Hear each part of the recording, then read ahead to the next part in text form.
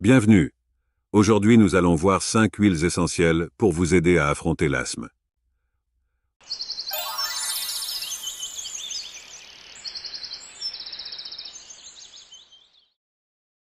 Avant toute chose, je commencerai par un avertissement. Il faut savoir que le choix en matière d'huiles essentielles est assez restreint pour les asthmatiques. Si vous êtes concerné, mais que vous ne savez pas quelle molécule est contre-indiquée pour vous, voici les noms à surveiller sur les emballages pour ne pas faire d'erreur.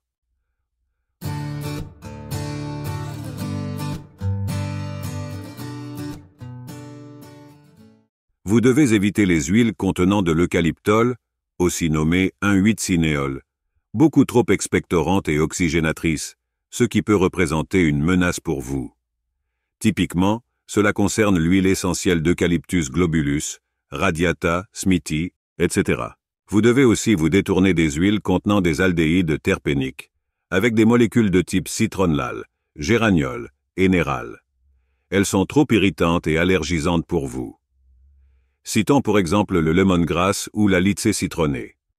Les éthers terpéniques et terpènes ne sont pas vos amis non plus. Elles peuvent déclencher des crises. Elles ne sont d'ailleurs pas recommandées pour les épileptiques. C'est le cas du titri ou du romarin à cinéole, pour ne citer qu'eux. Ensuite, détournez-vous de toutes les huiles camphrées. Comme le romarin camphré ou le ravintsara par exemple, le camphre est très irritant pour vos voies respiratoires. Les phénols contenus dans l'huile essentielle d'origan ou de thym sont trop forts pour vous. Vous pouvez déclencher une crise allergique à leur contact ou des irritations respiratoires.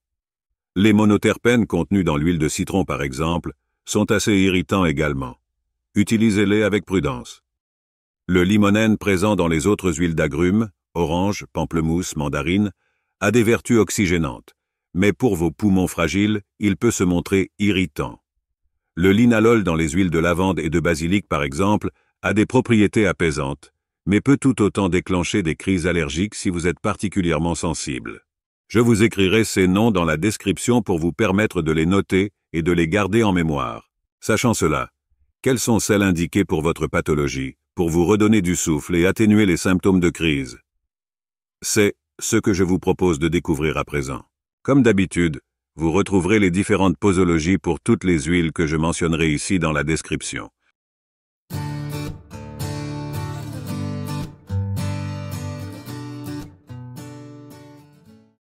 Tout d'abord, le pin sylvestre. Décongestionnante, cette huile contient de l'alpha-pinène, qui stimule les glandes à mucine. Ce qui veut dire qu'elle fluidifie le mucus et facilite son évacuation, aidant ainsi à diminuer les sensations d'étouffement, en vous incitant à expectorer ces sécrétions. Le pin sylvestre est aussi anti-inflammatoire et analgésique local. Ses propriétés anti-infectieuses contribuent à éliminer les germes dans vos bronches et poumons.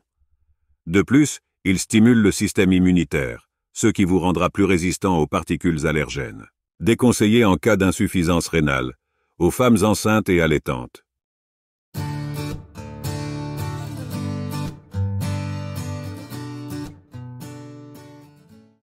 Le niaouli antiseptique et expectorant aide à dégager les voies respiratoires et à réduire la congestion. Déconseillé aux femmes enceintes et allaitantes, aux enfants de moins de 6 ans, ou en cas de maladie hormonodépendante.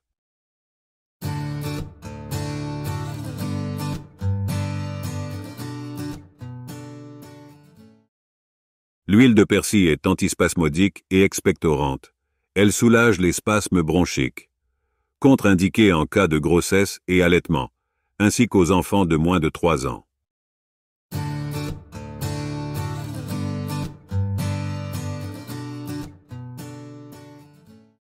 L'huile essentielle d'anis vert est anti-inflammatoire et peut aider à calmer l'irritation des voies respiratoires.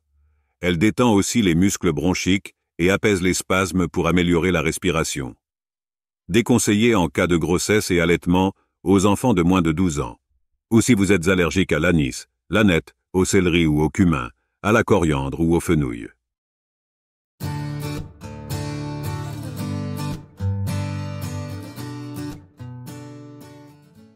Et enfin, la camomille noble ou romaine.